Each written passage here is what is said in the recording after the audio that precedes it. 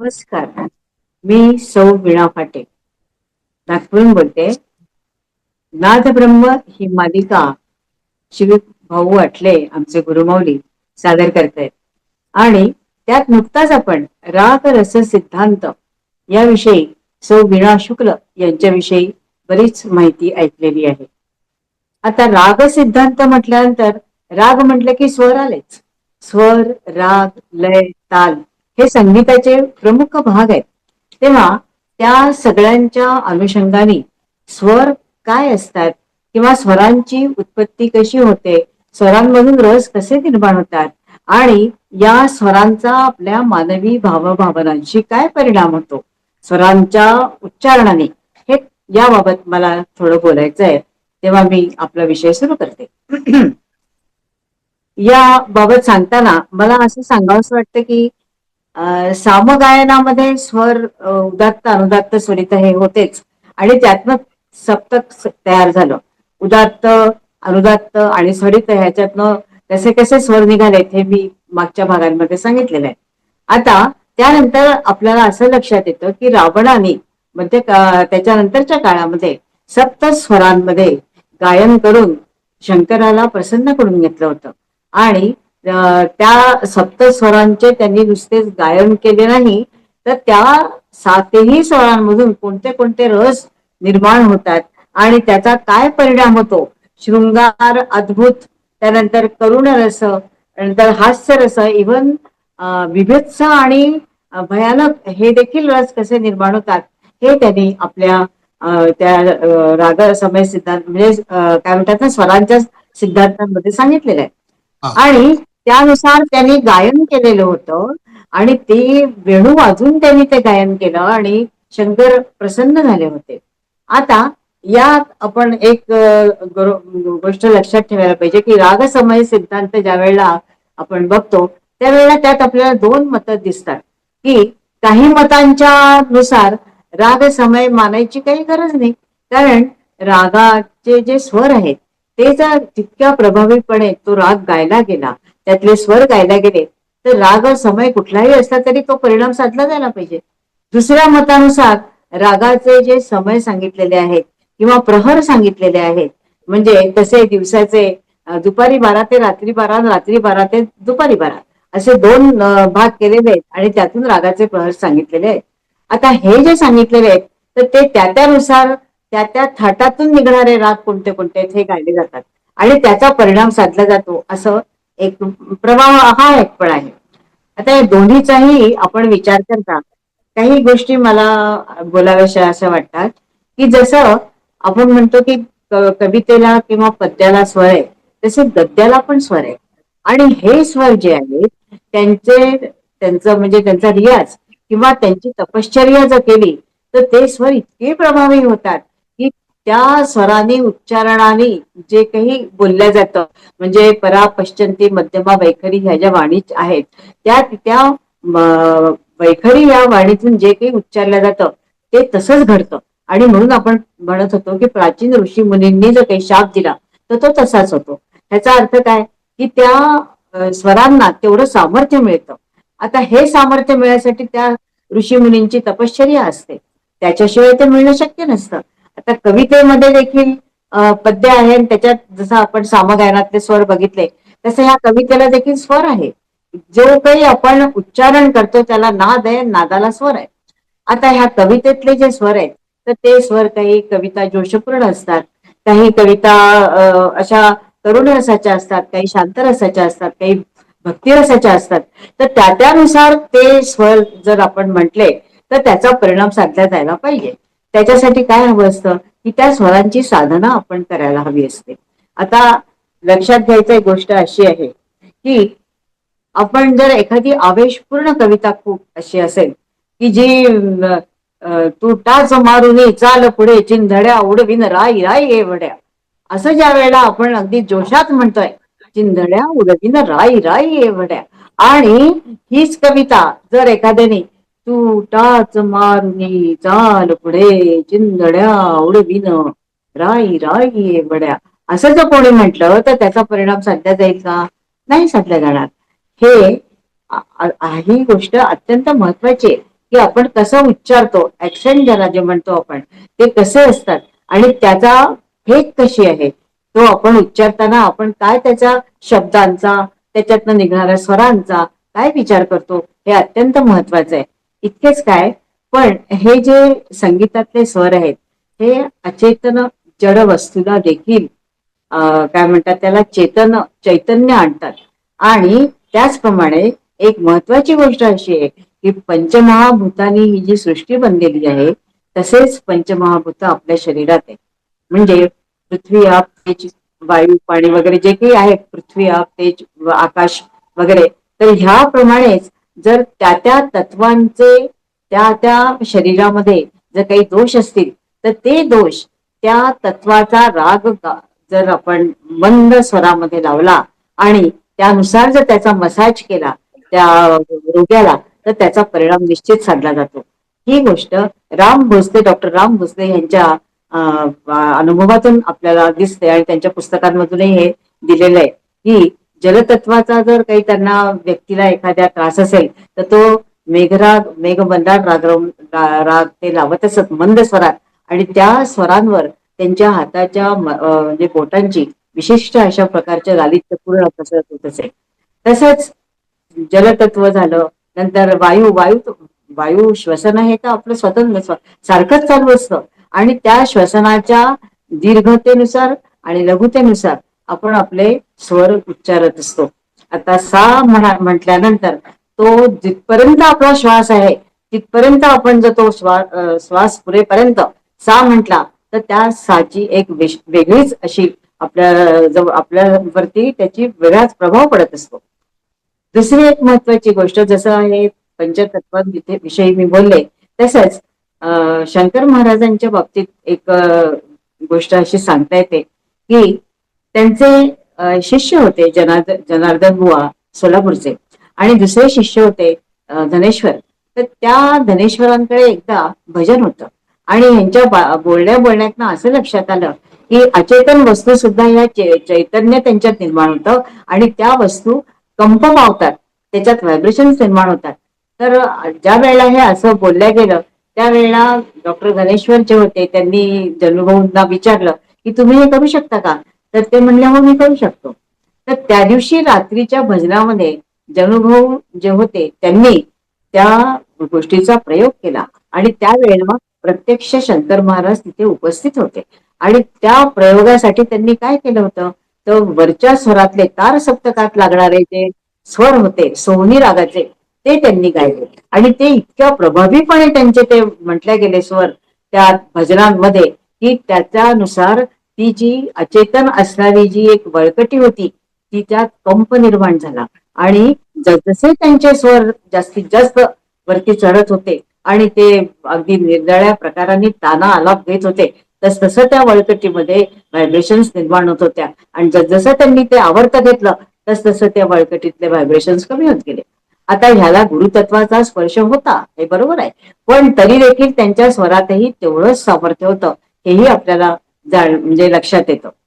अशा रीतीने आपण म्हणू शकतो की स्वरांची ही अशी साधना जी आहे, तर ती केल्यामुळेच त्या स्वरांना हे काय म्हणतात सामर्थ्य निर्माण होतं त्या स्वरांमध्ये, आणि ते आपल्याला लक्षात येतं की त्या स्वरांमध्ये तो जो परिणाम असतो तो साधला जातो. जसं आपण म्हणतो की आसावरी थाटातला दरबारी कानडा राग आहे, आणि त्याच्यामध्ये घेतला जाणारा गंधार हा आंदोलित आहे. तसंच मिया मल्हार हा काफी थाटातला राग आहे, पण त्याच्यात जो गंधार घेतला जातो तोही कोमल आहे. दोन्हीतले गंधार कोमल आहेत, पण त्या दोन्ही गंधारांच्या लावण्याची पद्धती ही वेगळी आहे, त्याच्यातले घेतलेले आंदोलन वेगळे आहेत, आणि त्याच्यानुसार त्या त्या रागाचा प्रभाव त्याच्यावरती पडत जातो.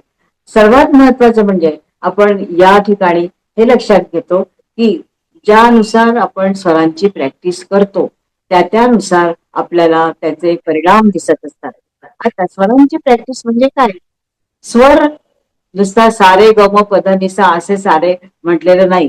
आपण प्रथम एक लक्षात घ्यायला पाहिजे की साम गायनामध्ये जे उदात्त, अनुदात्त आणि स्वरित हे स्वर वापरले जात होते, त्या स्वरांच्या मध्ये उदात्तो, ऋषभदैवतो, अनुदात्तो जे आहे सांगितलेलं की ऋषभ दैवत कसे निर्माण झाले, ग कसे निर्माण झाले आणि स्वरित प्रभवा देते षड्ज मध्यम पंचमहा असं जे सांगितलेलं आहे, तर त्याच्यात आपल्याला हे लक्षात येतं की ह्या जी स्थानं सांगितली आहेत ती स्थानं त्यांची त्या स्वरांची तीच आहे. एक स्वर सप्तकाच्या पूर्वार्धात आहे तर दुसरा स्वर त्याच स्थानातला त्याच्या श्रुतीतला तो सप्तकाच्या उत्तरार्धात आहे. आता हे असं का घडतं, तर त्या स्थानांच्या स्थान जरी एक असले तरी त्यांचे स्वरांचे उच्चारणाचे जे प्रयत्न आहेत ते भिन्न आहेत आणि म्हणून हे दोन्ही प्रकार आपल्याला दोन्ही वेगवेगळे दिसतात. आता हे भिन्न असतात प्रयत्न, स्थान वेगवेगळे आहेत, स्थान एकच असून भिन्न आहे. जसा षड्ज मध्यम पंचम यांचं स्थान एकच आहे, कंठस्थान. छाती हे स्थान आहे. आता ह्या ठिकाणी आपण एक लक्षात घेऊ शकतो की जरी ही स्थानं भिन्न असली आहे, स्थानं एक असली आणि उच्चारणाच्या पद्धती भिन्न असल्या तरी त्या पूर्वार्ध आणि उत्तरार्धामध्ये ते आपल्याला जाताना दिसतात.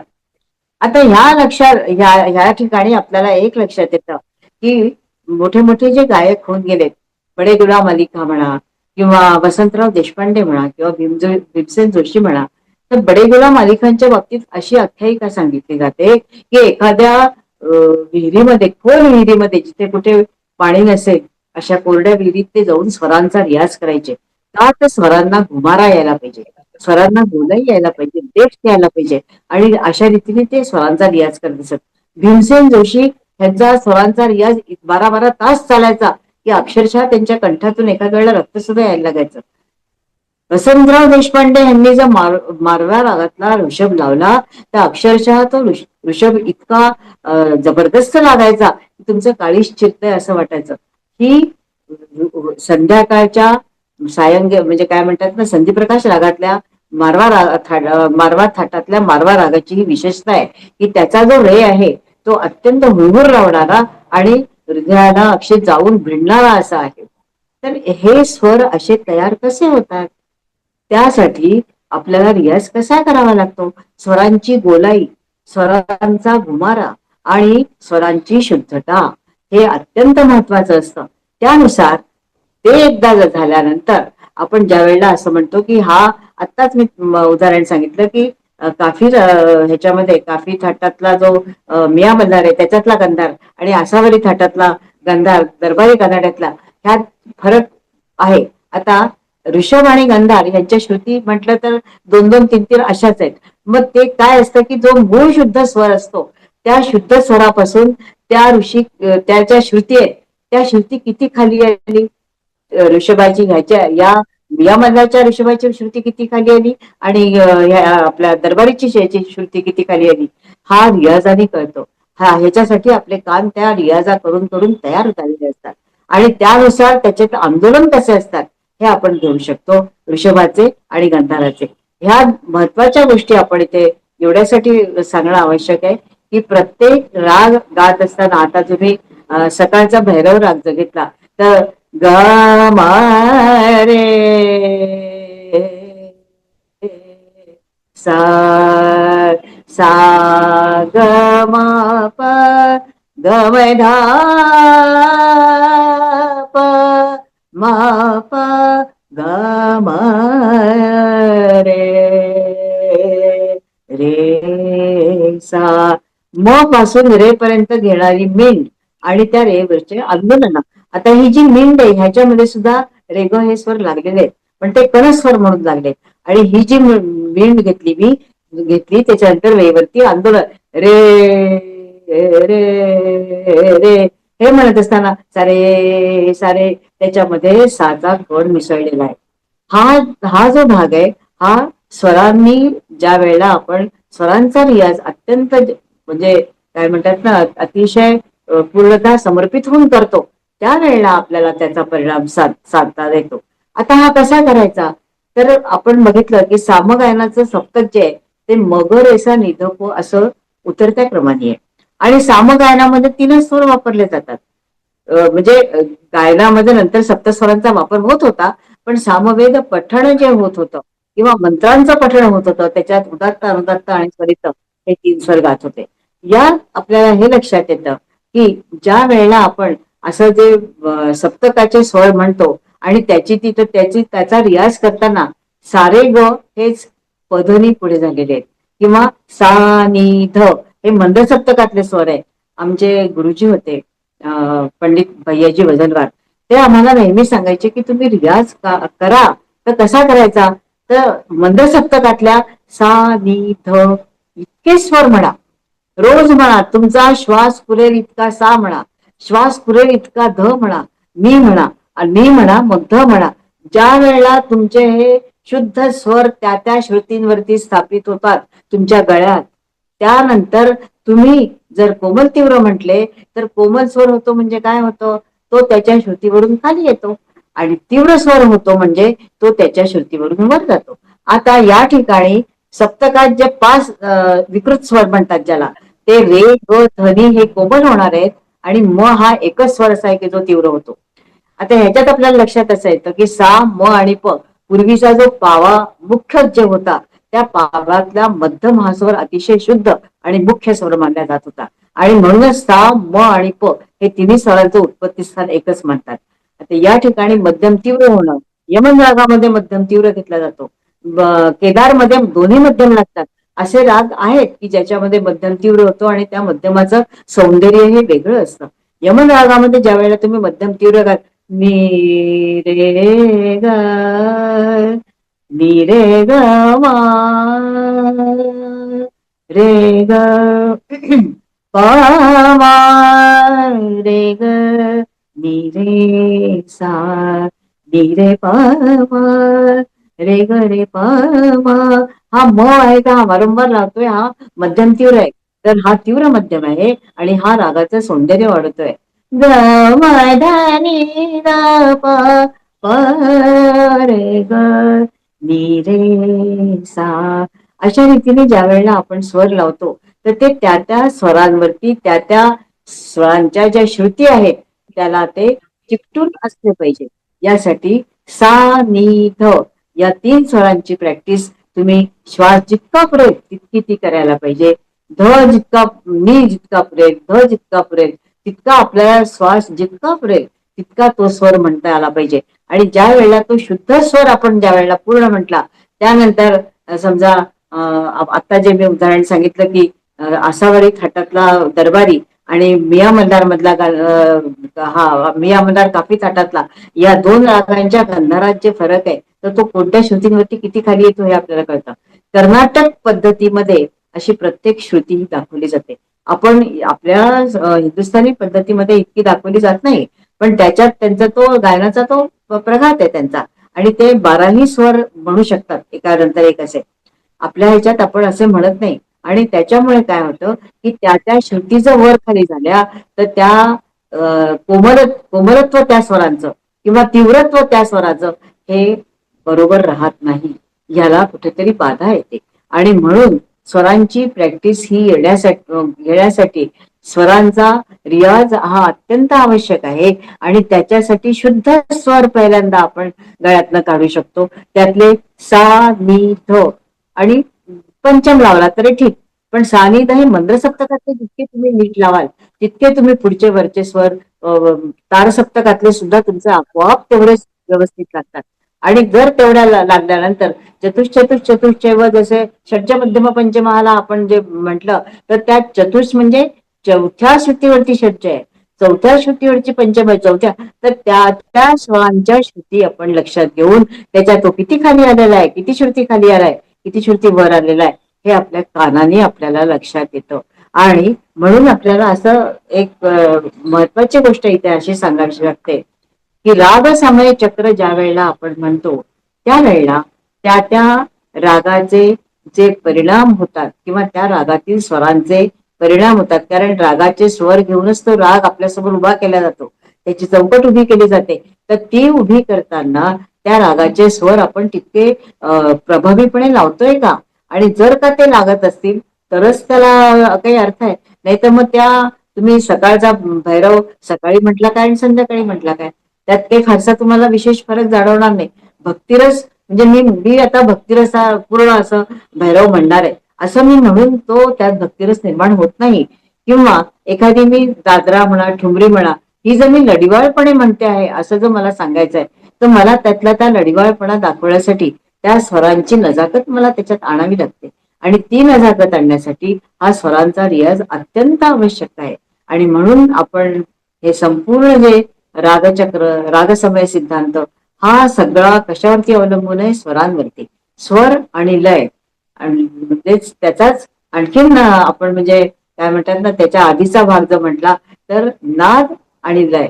नाद आणि लय जशी ही सगळं सृष्टीची एक अत्यंत काय म्हणतात ना, महत्वाचे घटक आहेत, तेच घटक आपल्या संगीताचे पण आहेत. आणि म्हणून संगीतात त्या नादाला, नादाचं नंतर लयीमध्ये रूपांतर होतं, नादाचं स्वरांमध्ये रूपांतर होतं, आणि नंतर लय, ही लय 1 2 3 4 अशा मात्रेने जी मोजली जाते, त्याचं नंतर रूपांतर हे स्वरात ह्याच्यात होतं, तालांमध्ये होतं. आणि म्हणून आपण असं म्हणतो की स्वर हे अत्यंत महत्वाचे आहेत. थोडक्यात सांगायचं तर किराणा घराण्याची गायकी ही स्वरप्रधान गायकी आहे. या स्वरप्रधान गायकीमध्ये असं सांगतात की अब्दुल करीम खान ज्या वेळेला सज्ज लावायचे, तर त्यांचा षड्ज ते एका खोलीत बसून जर लावत असतील तर त्या बाजूला जे तंबोरे ठेवलेले असायचे ते आपोआप निनादायचे. इतका त्यांच्या षड्जामध्ये एवढं सामर्थ्य होतं, प्राबल्य होतं की ते सगळे ते स्वर आपोआप ते तानपुरे लागत असत. दुसरं महत्वाची गोष्ट, प्रत्येक 4 घराणे संगीतात मानले जातात आणि या चारही घराण्यांचे वैशिष्ट्य वेगवेगळे. आग्रा घराणं हे लयप्रधान घराणं आहे. जयपूर घराणं हे अनवट रागांचं आणि काय म्हणतात ना, अतिशय क्लिष्ट असं थोडस गाणारं असं घराणं आहे, बुद्धिप्रधान घराणं मानलं जातं त्याला. आणि जयपूर, आग्रा, किराणा घराणं हे स्वरप्रधान गायकीचं आहे, तर ग्वाल्हेर घराणं हे बाळबोध गायकीचं आहे. आपण लक्षात ठेवतो की बाळबोध गायकी म्हणजे सरळ सरळ गायकी, ख्याल, ध्रुपद, धमार हे सगळे. आणि पण त्यातून जास्त प्रचार आणि प्रसार ग्वाल्हेर घराण्यातल्या संगीत तज्ज्ञांनी, बाळकृष्ण इचलकरंजीकर जे होते त्या घराण्याचे आद्य प्रवर्तक त्यांना मानतात, त्यांनी हा सगळा प्रचार ह्याचा केलेला आहे.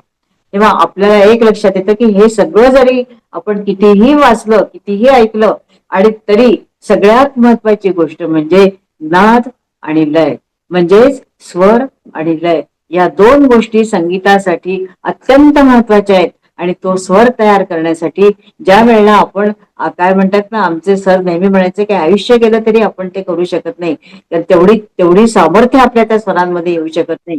कारण आणि म्हणूनच आपण जो तानसेननी राग म्हटला आणि दिवे लागले, किंवा मेघ मल्हार म्हटला आणि पाऊस पडला, तर हे असं दंतकथा नाही आहेत ह्या. त्यांच्या स्वरांना तेवढं सामर्थ्य असतं. आपल्या शरीरामध्ये नाभीपासून तर मूर्धेपर्यंत जी सप्तचक्र आहेत, ही सप्तचक्र तेवढ्या प्रभावीपणे रियाजाने चेतवली जातात.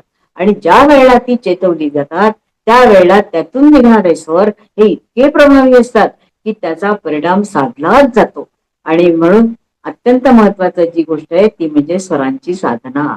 आणि ही स्वर साधना, आपली ही जी संगीत कला आहे ना, ही गुरुमुखी विद्या आहे. त्याच्यामुळे गुरुकडून जी आपल्याला साधना मिळते किंवा गुरुकडून आपल्याला ज्या पद्धतीने त्याचं मार्गदर्शन मिळतं, त्या मार्गदर्शनाखाली जर आपण रियाज केला आणि जर आपण त्या त्या मार्गदर्शनाखाली जर राहिलो, तर निश्चितच आपल्या स्वरांमध्ये काही ना काहीतरी सामर्थ्य नक्कीच निर्माण होईल, एवढं मला सांगावं असं वाटतं. नमस्कार. नमस्कार, नमस्कार.